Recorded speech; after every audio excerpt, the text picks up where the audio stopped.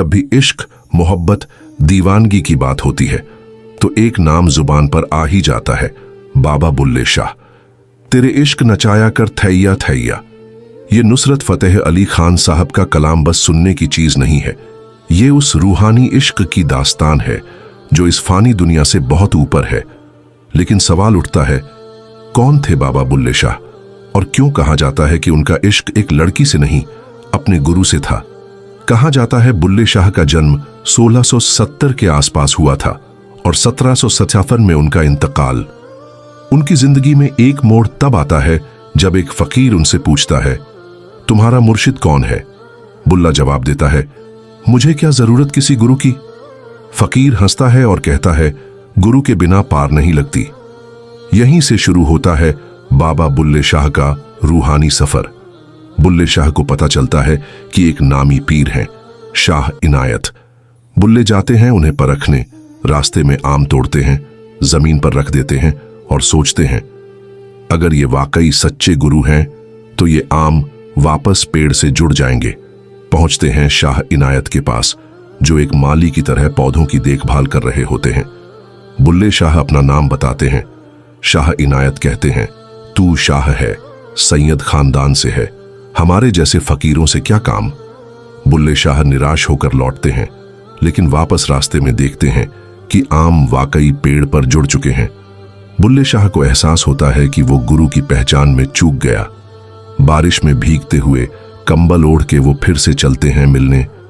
शाह इनायत खुद दरवाजे पे मिलते हैं, मुस्कुराते हैं और कहते हैं, हाँ बुल्ले, इम्तिहान ले लिया, अब बता पास हुआ या नहीं। गले लगते हैं, शिष्य बना लेते हैं। बुल्ला कहता है, पीर दे लड़ लग, इश्क दमस्ती विच नचदा गावा बुल्ला। अब जब गुरु मिल चुके, बुल्ले चाहते हैं कि शाह इनायत उनके घर आए। बहुत जिद करने पर शाह इनायत मान जाते हैं, लेकिन जब आते हैं उनके साथ एक वैश्या होती है।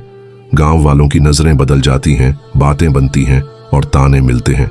बुल्ला भी पूछता है, गुरुजी, ये आपके साथ कौन? शाह इनायत बस एक बात कहते हैं, मैंने पहले ही कहा था, गुरु द मार्ग चालनी होनी। और ये कहकर गुरु शिष्य का रिश्ता तोड़ देते हैं। बुल्ले शाह अब खुद उस वैश्या के पास काम मांगने जाते हैं। गांव छोड़ चुके हैं, रुतबा छोड़ चुके हैं, अब बस सेवा ही सेवा। 12 साल बीत जाते हैं। गुरु के नाम का हर कलाम लिखते हैं, दिन रात उनकी याद में तड़पते हैं। तेरे इश्क ने बुले नचा दिया। फिर एक दिन शाह इनायत दरबार लगाते हैं। बुल्ले को अब भी आने की इजाजत नहीं, तो वो क्या करता है, पीछे की दीवार में छेद करके गुरु का दीदार करता है। बस एक झलक, बस एक नजर, और वहीं फूट फूट कर रो पड़ता है। 12 साल की तपस्या और अब आखिरी मौका। गुरु दरबार लगाते हैं उस वैश्या के गांव में। वो बुल्ले को कहती है, चलो मेरे साथ। बुल्ला कहता है, मैं तेरी बेटी बन के चलूंगा, बस एक बार मेरी बात मान ले। दरबार में सबके सामने वो नाचता है, गाता है, तेरे इश्क नचाया कर थैया थैया। लोग ताने मारते हैं, कंजरी कहने लगते हैं, किन्नर कहने लगते हैं, लेकिन बुल्ला नाचता है। नाच नाच कर अपने गुरु को मना लेता है। शाह इनायत उसे गले लगाते हैं। यही है बुल्ले शाह का इश्क, जो जिस्म का नहीं था, रूह का था। प्यार का सबसे ऊंचा दर्जा, जहां इश्क खुद अल्लाह का नाम बन जाता है। इसलिए जब मोहब्बत की मिसालें दी जाती हैं, बुल्ले शाह का नाम सबसे ऊपर आता है। अगर आपको यह कहानी छू गई हो तो एक बार तेरे इश्क नचाया सुनना। अब वो कलाम कुछ और लगेगा। बाय बाय, और मिलते हैं अगली वीडियो में।